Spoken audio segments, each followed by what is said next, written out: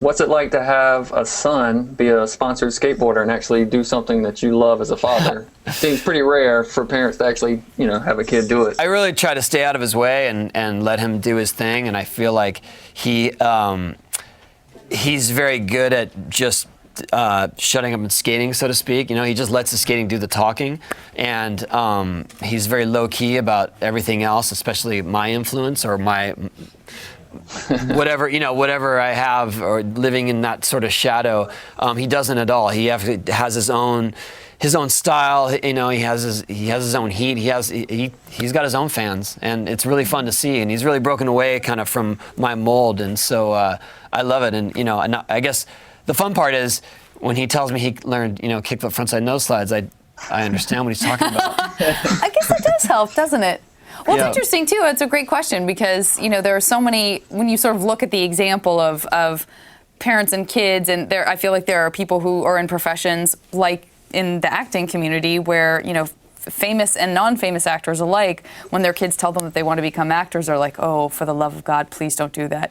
Don't pursue what I've done. I know every single, pitfall and every single speed bump that goes along the way, and I don't want you to have to go through any of that. Yeah. Versus other people who are like, I'm a doctor. My expectation is that my son or daughter will. Well, we kind of had the opposite. Our relationship has shifted a couple times, but there was a moment when I had to tell him. I said, Riley, you're really good at skating. I think this could be something for you, because he was not taking it as serious. And he just had this. I'd hate to say natural talent, but he had this motivation and this talent that you don't see very much at his age. Yeah.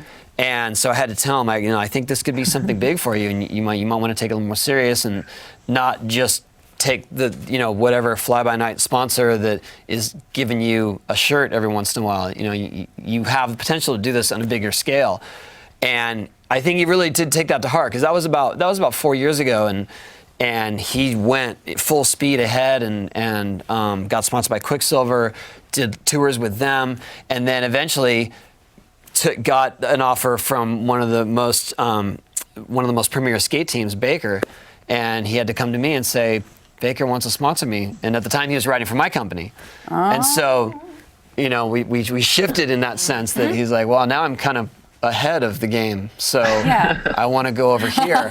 The end of that story was you like, and we haven't spoken in 2 years.